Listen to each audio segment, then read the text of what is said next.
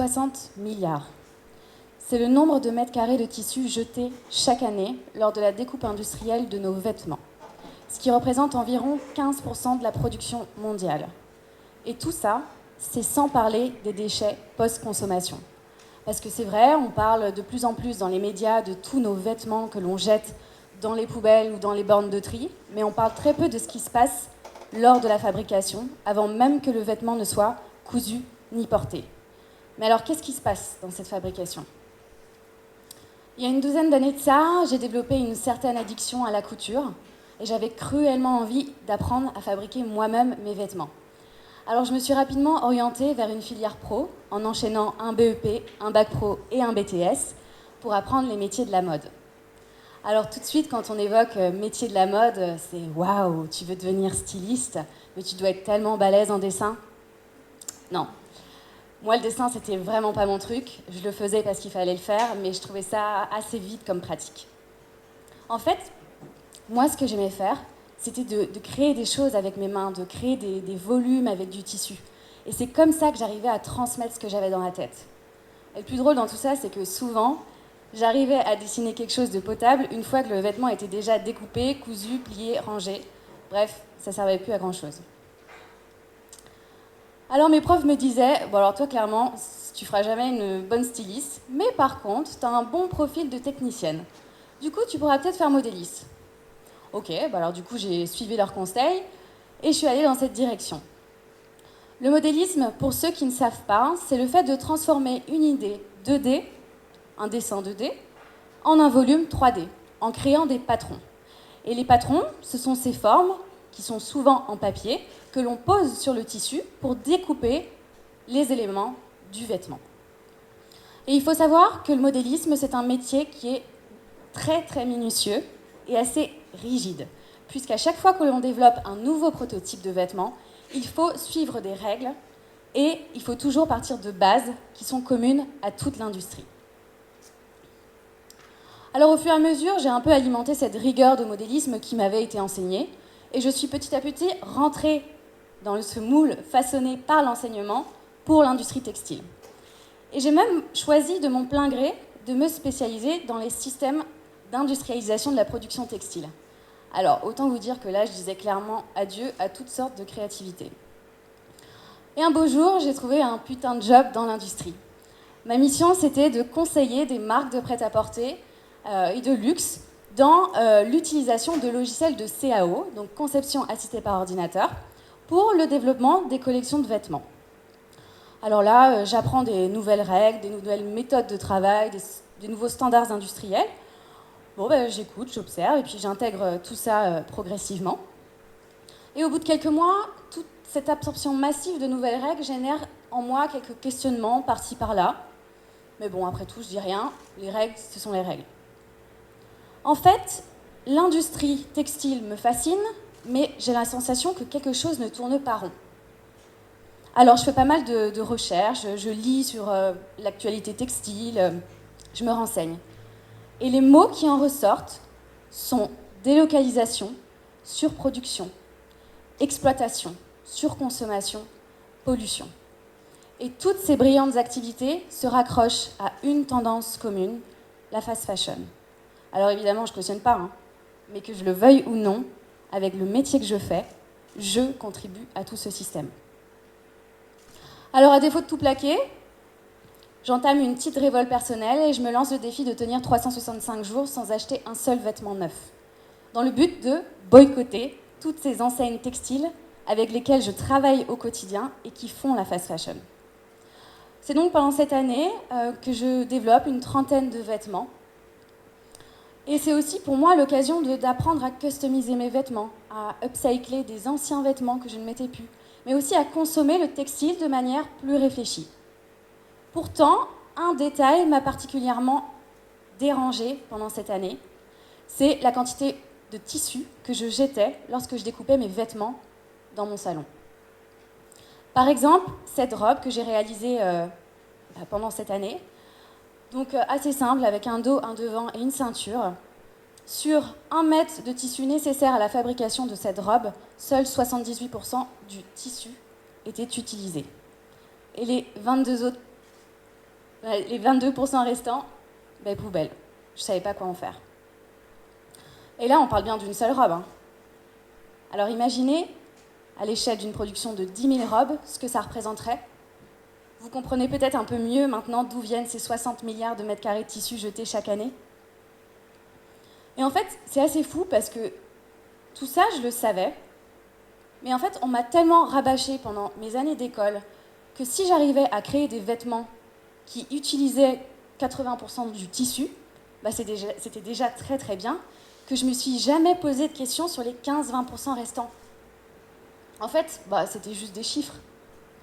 Une des raisons aussi à ça, c'est que j'avais jamais eu l'occasion par moi-même de découper 30 vêtements d'affilée et de me rendre compte de ce que ça pouvait représenter à l'échelle d'une production.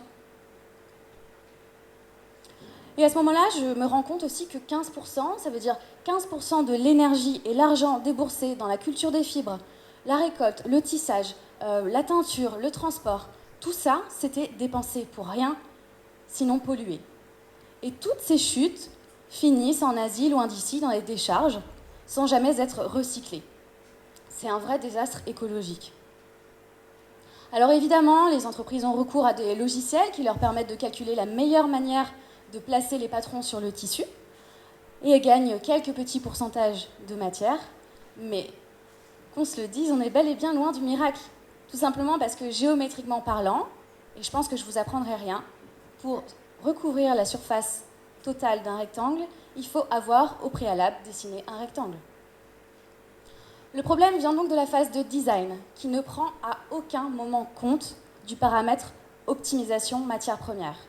En fait, la découpe et la fabrication sont souvent délocalisées dans les pays en voie de développement. Du coup, les designers occidentaux ne sont que très peu confrontés à la gestion des déchets générés par leur propre collection.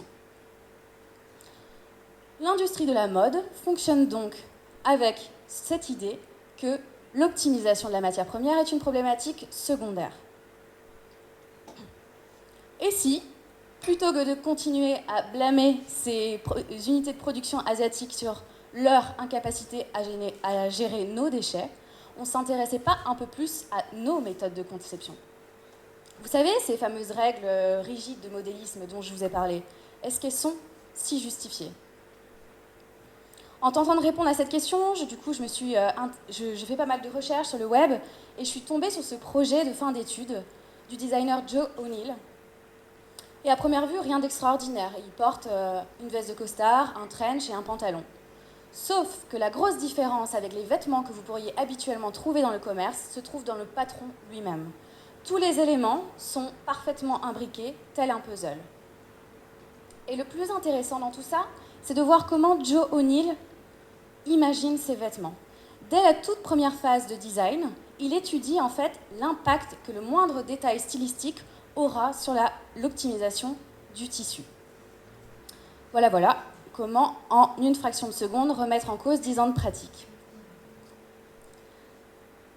En fait, j'étais fascinée et pourtant énervée de comprendre que pendant toutes ces années, j'avais suivi une direction sans jamais me poser de questions. Un vrai mouton. Alors, petit à petit, je découvre une nouvelle philosophie de conception, souvent référencée sous le terme de Zero Waste Fashion Design. Et en fait, aux quatre coins du globe, une petite trentaine, quarantaine de designers développent des vêtements dont l'optimisation de la matière première devient un critère essentiel pour le design du vêtement. Et en fait, ce qui est drôle, c'est qu'ils ont tous une méthode et une approche différentes et pourtant un but commun, celui de continuer à créer des vêtements, mais sans produire de déchets. Et le plus incroyable dans tout ça, c'est que ce n'est pas une nouvelle pratique. Autrefois, les pièces de tissu étaient si précieuses qu'elles étaient souvent considérées comme des œuvres d'art, au point d'être transmises de génération en génération. Il était donc impensable de jeter quoi que ce soit.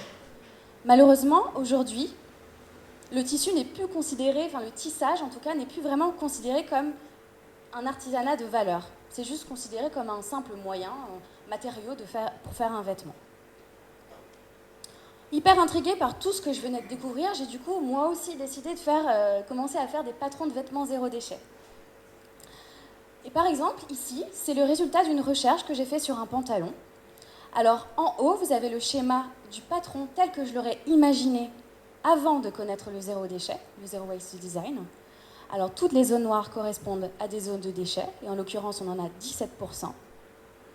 Puis en dessous, vous avez le patron repensé pour ne pas créer de déchets. Alors vous allez me dire, oui, mais il y a encore des zones noires. Oui, mais en fait, ces zones noires sont tellement bien étudiées qu'elles me servent aujourd'hui à faire des poches plissées sur le dos du pantalon. Et pour l'avoir testé, je peux vous dire que c'est le détail stylistique qui fait toute la différence, auprès des gens en tout cas. On peut donc dire que ces zones ne sont plus des chutes, mais sont bien une valeur ajoutée aux vêtements. En parallèle de tout ça, je me suis aussi beaucoup intéressée aux logiciels de prototypage 3D qui sont relativement nouveaux pour l'industrie textile. Et je me suis dit, waouh, mais là, il y a un truc à faire. Pourquoi on n'utiliserait pas le prototypage 3D pour faire du zéro déchet? Parce qu'il faut savoir que le prototypage, de manière générale, et très particulièrement le prototypage zéro déchet, c'est un processus itératif qui implique forcément de faire des erreurs. Donc il faut d'abord échouer dans certaines directions pour ensuite décider d'aller en explorer d'autres. Et pour info, au cas où vous ne l'aurez pas remarqué, la robe que vous voyez simulée ici en 3D, c'est la robe que je porte aujourd'hui. Donc si à minima les entreprises avaient recours, les designers avaient recours à ce type de logiciel dans les entreprises, la phase de prototypage et de fabrication serait beaucoup plus efficace et écologique. Le problème, c'est qu'en France, avec tout ce patrimoine culturel que l'on a autour de la couture française, il est très très difficile de remettre en cause les choses et de proposer de nouvelles pratiques et de nouveaux outils. Fin 2016, à force de pratiquer tout ça sur mon temps personnel, j'arrive à saturation. En fait, mes convictions personnelles ne sont plus du tout en phase avec mes activités professionnelles. Du coup, je décide de quitter mon super job dans l'industrie et je lance le projet Milan AVJC pour démontrer aux entreprises et aux écoles de mode qu'il est bel et bien possible, et notamment grâce à la 3D, de faire de la mode sans générer de déchets. Sauf que vous le savez, pour convaincre, il faut apporter des preuves tangibles. Je décide alors de consacrer 5 mois de mon temps au développement d'une collection témoin et je partage en open source tous les patrons de cette collection sur le site web du projet. Et là, c'est assez drôle parce que j'ai eu pas mal de réactions du genre « Waouh, mais t'es folle, pourquoi tu fais ça? Tu peux pas tout partager gratuitement, tu vas te faire voler l'idée, tu devrais plutôt déposer un brevet. » Non, c'est juste pas le but en fait. Le but de ce projet, c'est de sensibiliser par la démonstration technique et le partage, pour encourager justement d'autres designers à aller dans ce sens. Rappelez-vous que moi, si j'ai connu cette pratique, c'est parce qu'un designer anglais avait lui-même partagé toutes ces infos sur son site web. Donc s'il n'avait pas fait ça, je ne ferais pas ce que je fais aujourd'hui. Lorsque la collection sort sur mon site web fin 2016, je rentre dans une phase un peu de communication, démarchage, lors de laquelle je communique sur les réseaux sociaux, je vais à des salons, je réponds à des appels à projets innovants, je propose aussi à des écoles de mode d'organiser des workshops avec les élèves, et puis je vais aussi faire des présentations dans les bureaux d'études de marque. Alors globalement, les échanges sont assez positifs, parce que les entreprises y voient un intérêt économique avant tout, mais elles trouvent que ça a du sens, que c'est novateur. Sauf que les entretiens se concluent en mode bah ouais, franchement, le projet c'est génial. C'est sûr, en fait, c'est l'avenir, hein, mais dans l'état actuel des choses, chez nous, c'est pas possible. Parce qu'en fait, ça remettrait en cause beaucoup trop de choses. Mais peut-être, qui sait, dans 10 ans, ça sera possible. Alors là, t'es contente, parce que tu t'es pas fait jeter, mais c'est quand même la douche froide. En fait, il existe de plus en plus d'initiatives à l'international sur le sujet, mais visiblement en France, c'est encore trop avant-gardiste. Du coup, je me dis, c'est pas grave. Les entreprises ne sont pas prêtes à aller dans ce sens. C'est pas grave. En fait, je vais faire changer les choses par un autre biais, la communauté Do It Yourself. En effet, en France et ailleurs dans le monde, il existe une grosse communauté de personnes qui ont envie d'apprendre à faire des choses par elles-mêmes. Et on les appelle souvent les makers. Et ces makers sont souvent alertes sur les valeurs éthiques et écologiques des produits. Et du coup, moi aujourd'hui, je prends le parti de créer des patrons à destination du grand public. Et j'organise également des workshops de couture avec ces personnes dans plusieurs villes en France pour justement partager ma pratique, mes astuces et mes techniques quotidiennes. Au fil du temps, j'espère initier une communauté suffisamment importante qu'elle encouragera naturellement les marques à s'intéresser au sujet et à aller dans cette direction. Bref, moi personnellement, je ne veux pas attendre qu'on soit 10 milliards sur cette planète et que les rois de la fast fashion aient dépouillé nos ressources pour me dire « Putain, tu crois que j'aurais pu faire un truc ?»